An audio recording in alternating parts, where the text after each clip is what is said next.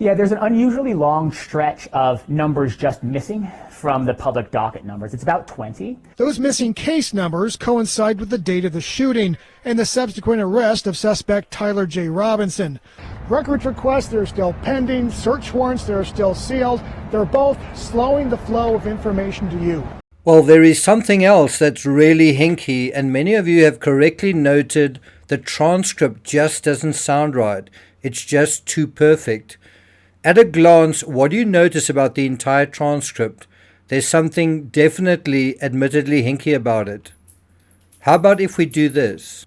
Alright, I am going to circle back to this because this is the number 10 clue everyone missed. And there's something else. I want to know why there was no one on the roof when he was there. No one saw him. You try to get your bases covered, and unfortunately today we didn't. Michael Jones. I got nightmares in my head, I fear. Thoughts build up until I can't feel. My mind fills up into a creature, and it haunts me somewhere much deeper. I got nightmares in my head, I fear. Hello and welcome to True Crime Rocket Science. I want to know why no one saw him. Well, I see a lot of the folks getting caught up in scary conspiracies. They're focusing on what we don't know. Why did no one see him? And other unknown unknowns. What we should be doing is figuring out the known unknowns and making them known knowns. We do that by focusing on what we do know. I think we have to be very careful asking questions without making an effort to answer them, and we can do that using simple logic. In terms of why no one saw the shooter, when it comes to assassinations, even more than murders, we shouldn't expect to see assassins, just as hunters don't try to be seen by the animals they're hunting, which is why they wear camouflage, why they lay low, why they use gadgets like scopes, and the hunter in this case did all of that. Why? Because they don't want to be seen. The flip side of that argument is that although no one saw the shooter in real time, when we look closer and closer and closer still, we did see him. Bastard trees. You see it?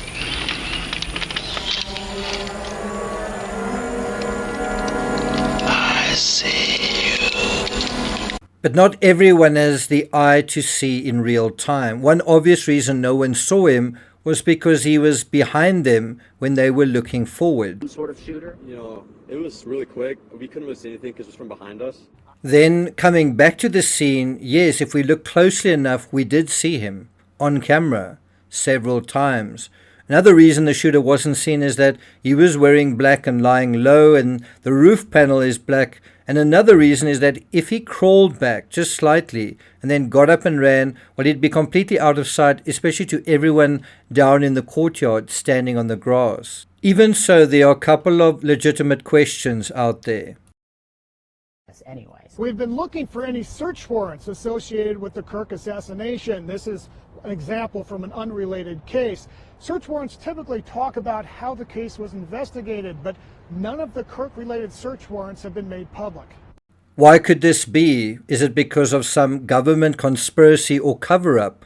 I think one possibility is that the powers that be want tensions to calm down. If you think about the information that has been released so far, people have immediately rushed to put their own spin on it, which has led to anger and divisiveness. That may be good for engagement on social media. It's not really good for a country, a community, or a society.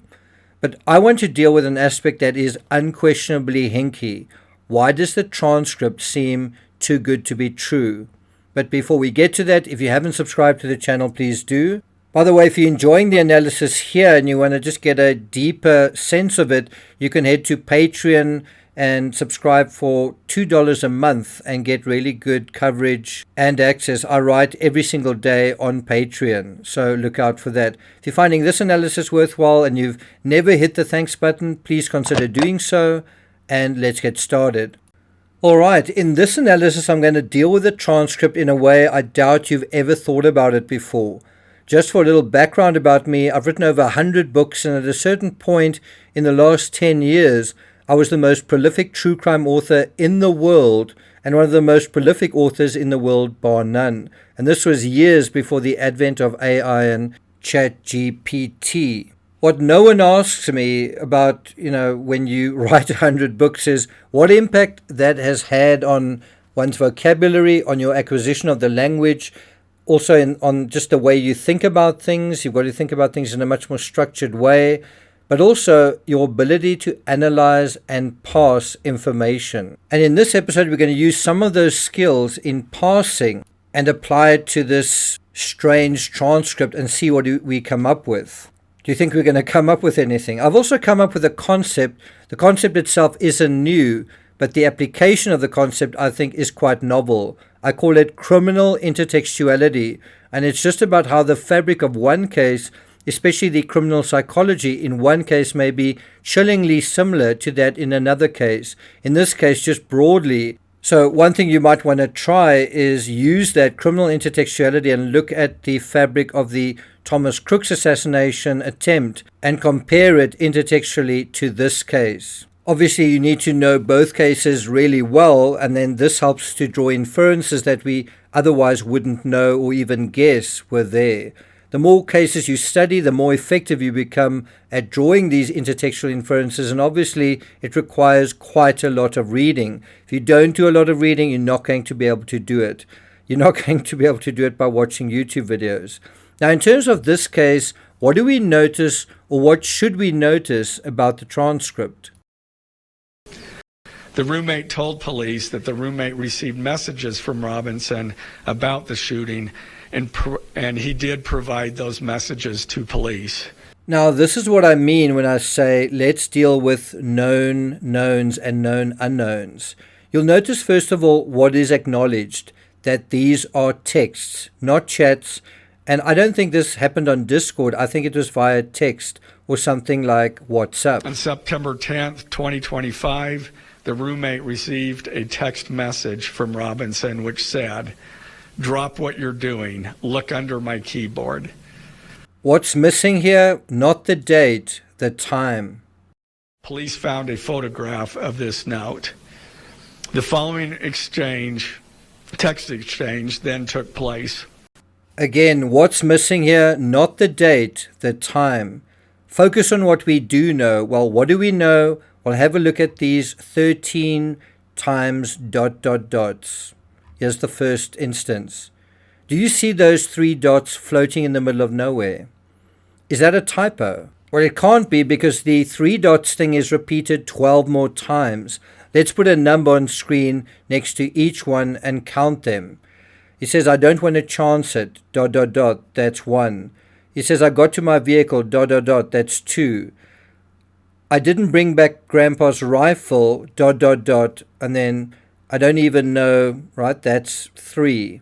Then he says, the ability or time to bring it with, ... I might have to abandon, right, that's 4. Then he says, how am I going to explain it to my old man, ...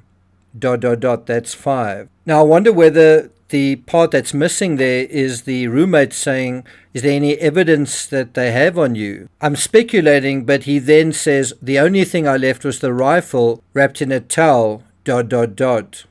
And that is number 6. And I've heard people say, why on earth is the rifle in a box?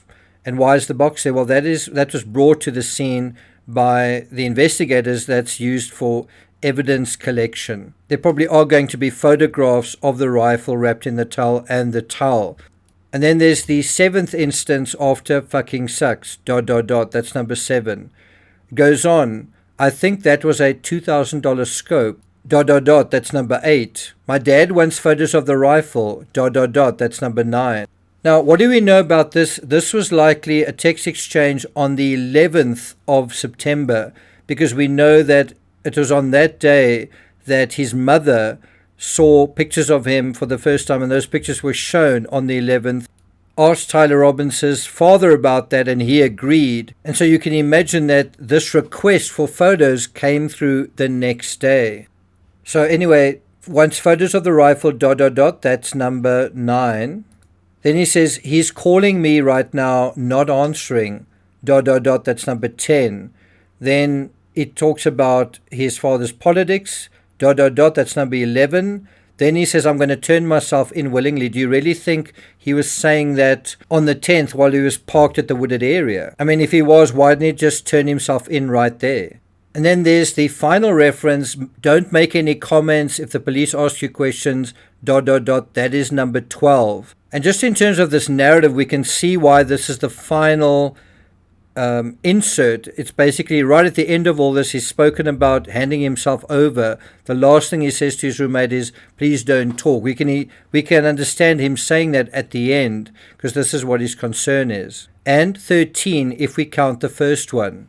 Do you see how clear it is? These 3 dots known as ellipses, the plural is ellipses, aren't accidental. Do you agree with that? Ellipsis. Ellipses.